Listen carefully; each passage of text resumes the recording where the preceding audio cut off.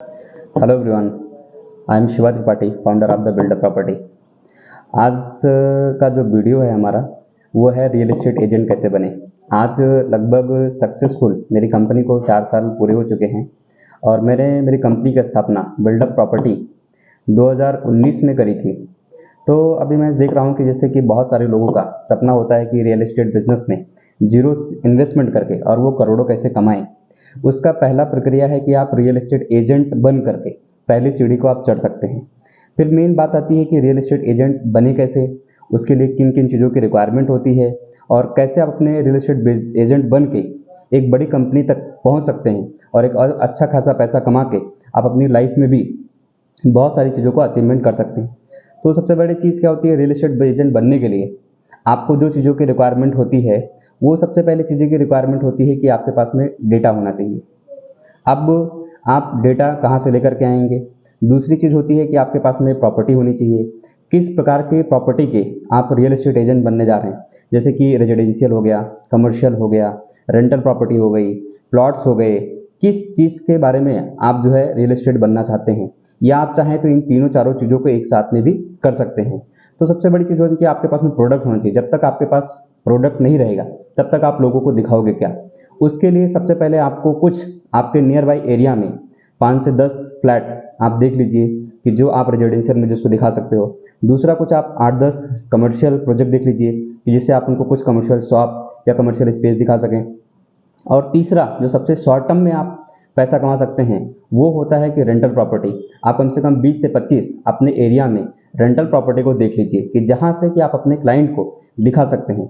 तो सबसे पहले सबसे बड़ी चीज़ होती है प्रोडक्ट। आपके पास में प्रोडक्ट होना चाहिए। तो प्रोडक्ट में आपके पास में क्या क्या चीज़ें ले सकते हैं। पहला आप जो ले सकते हैं वो रेंटल प्रॉपर्टी ले सकते हैं। दूसरा आप ले सकते हैं वो रेजिडेंशियल प्रॉपर्टी ले सकते हैं। और तीसरा जो ले सकते हैं वो कमर्शियल ले सकते हैं। और चौथा जो सबसे फास्ट जिसकी डील होती है वो होती है प्लॉट, जिसमें आप रेजिडेंशियल या कमर्शियल प्लॉट लोगों को भी सेल कर सकते हैं। अब इन चीज़ों को आपको प्रोडक्ट मिलेगा कैसे। आप अपने नियर बाई एरिया में जो भी बिल्डर के स्कीम या प्रोजेक्ट चल रहे हैं वहाँ पर आप जा करके उनसे कांटेक्ट कर सकते हैं और उनके प्रोडक्ट के डिटेल ले सकते हैं। और दूसरी चीज़, आप प्लॉट जो आपके नियर बाई एरिया में 5 से 10 किलोमीटर एरिया में जहाँ भी आप जिस एरिया में रहते हैं वहाँ पे डेवलपर की बहुत सारे प्लॉटिंग के साइट्स होते हैं। वहाँ पर आप जा करके उनके प्रोडक्ट के डिटेल ले सकते हैं कि उनका प्लॉट कैसा है, वहाँ पर डेवलपमेंट क्या देने वाले हैं। ये सारी चीज़ें होने के बाद में आप दूसरा जो आपको काम करना रहता है, प्रोडक्ट तो आ गया, अब उसको आप मार्केट कैसे करेंगे, लीड कैसे लेकर आएंगे, कस्टमर कहाँ से आएंगे। उसके लिए आपको होगी जरूरत पड़ेगी लीड जनरेशन की। जिनको नहीं मालूम कि लीड जनरेट कैसे करते हैं उनके लिए मैं आपको बताता हूँ।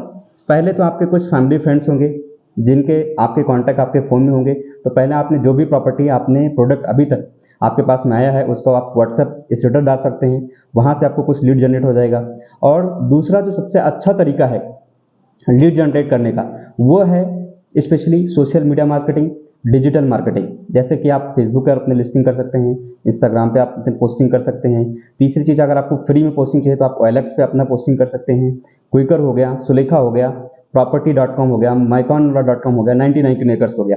ये सब बहुत सारे ऑनलाइन पोर्टल हैं, डिजिटल प्लेटफॉर्म हैं जहाँ पर आप अपने प्रोडक्ट को फ्री लिस्टिंग कर सकते हैं। अगर आपके पास में स्टार्टिंग में पैसा नहीं है तो आपको उन पर पैसा भी खर्च करने की ज़रूरत नहीं है। आप हाउसिंग पे जाइए, मकान वाला पे जाइए, property.com पे जाइए, नो ब्रोकर पे जाइए। इन सभी प्लेटफॉर्म पर आपको एक एक फ्री लिस्टिंग मिल जाएगी जहां से आप अपने प्रोडक्ट को लिस्टिंग करके फ्री में लीड जनरेशन कर सकते हैं। अब आपके पास में लीड आ गया। लीड आने के बाद में आप उठाइए डायरी और पेन, सभी की लिस्ट बनाइए और उनको क्या क्या रिक्वायरमेंट है। किसको रेजिडेंशियल का रिक्वायरमेंट है, किसको कमर्शियल का रिक्वायरमेंट है, किसको रेंटल का रिक्वायरमेंट है, किसको प्लॉट्स के बारे में जो है जानकारी चाहिए, रिक्वायरमेंट है। उनकी रिक्वायरमेंट को आप समझिए। रिक्वायरमेंट समझने के बाद में उनको आप जो डिमांड है वो सप्लाई कीजिए, प्रोडक्ट के बारे में उनको डिटेल सेंड कीजिए। फिर तीसरा जो स्टेप आता है उनको इन कॉलिंग और इन्वाइटिंग, उनको कॉल करके आप अपने प्रोडक्ट के बारे में उनको जानकारी दीजिए, इन्फॉर्मेशन दीजिए। फिर उसका उनका समय लीजिए, वीक डेज पर या वीकेंड पे कैसा उनका प्रेफरेंस टाइम रहेगा, उसके अकॉर्डिंग में आप उनको अपने प्रॉपर्टी के विजिट के लिए आप अपने लोकेशन पर बुलाइए। लोकेशन पर जाने से पहले सबसे बड़ी चीज़ होती है जो आपके और ऑनर के बीच में, क्योंकि सभी लोगों को डाउट होता है ये रियल एस्टेट एजेंट है तो कुछ ना कुछ गड़बड़ ना कर दें, इसलिए आपको पहले से ही जो वहाँ के प्रॉपर्टी के ऑनर होंगे उनसे आप कोऑर्डिनेट जरूर कर लीजिए, क्योंकि आपकी बातों में और उनकी बातों में कोई भी मिसकम्युनिकेशन या कोई गैप नहीं आना चाहिए। जो रेट उन्होंने बोला है वो रेट आप भी बोलने चाहिए प्रॉपर्टी का। वहाँ पे कुछ बेसिक चीज़ें आप विजिट करने से पहले आप प्रोडक्ट के बारे में आप खुद जांच परख लीजिए। जैसे कि फ्लैट अगर आप दिखा रहे हैं तो उसका कारपेट कितना है, उसका सेलेबल एरिया कितना है, वो लोकेलिटी कौन सा है, वहाँ पे नियर बाई स्कूल कहाँ पे है, हॉस्पिटल कहाँ पे है, कुछ चीज़ें बेसिक चीज़ें आपको भी जानकारी उसके बारे में चाहिए। और मेन सबसे बड़ी चीज़ होती है, वो आदमी फ्लैट या प्रॉपर्टी देखने के बाद में वो बोलने वाला है कि आपको रेट बहुत ज़्यादा है या लोकेशन अच्छा नहीं है, तो आप उसको नो सुनने के लिए पहले से तैयार रहिए। कुछ बेसिक आपके बारे में उस प्रॉपर्टी के जो अम्यूनिटीज़ हैं, यूएसपी हैं, यूनिक सेलिंग पॉइंट, वो आपको मालूम होना चाहिए, जिससे आप उसको उस टाइम पर जो आपके क्लाइंट्स हैं उनको आप डिलीवर कर सकें प्रॉपर वे में। और जो चौथा चीज़ होती है, प्रॉपर्टी विजिट हो गई, विजिट होने के बाद में आपको उनका फॉलोअप और क्लोजिंग, ये सबसे बड़ी और सबसे अच्छी और इम्पॉर्टेंट चीज़ होती है। जितना अच्छा आप जितने सही तरीके से प्रोडक्ट के अपने यूएसपी को बता करके उनका फॉलोअप लेकर के डील को क्लोज कर सकेंगे, उतना ही जल्दी आप सक्सेसफुल रियल एस्टेट एजेंट बन सकते हैं। तो आज के इस वीडियो में मैंने आपको बताया कि आप सक्सेसफुल रियल एस्टेट एजेंट बनने के लिए आपको क्या क्या रिक्वायरमेंट होती है। इसके आगे की जो मैं सीरीज शूट करने वाला हूँ, मैं उसमें आपको बताऊंगा कि आप रियल एस्टेट एजेंट के बाद में आप सीपी चैनल पार्टनर कैसे बने या ब्रोकर कैसे बने, जिससे आपकी 10 से 12 लोगों की टीम को आगे आप कैसे बढ़ाएं। आपको ऐसी अच्छी और इम्पोर्टेंट वीडियो को देखने के लिए अगर आप चाहते हैं तो आप हमारे चैनल को सब्सक्राइब कर सकते हैं।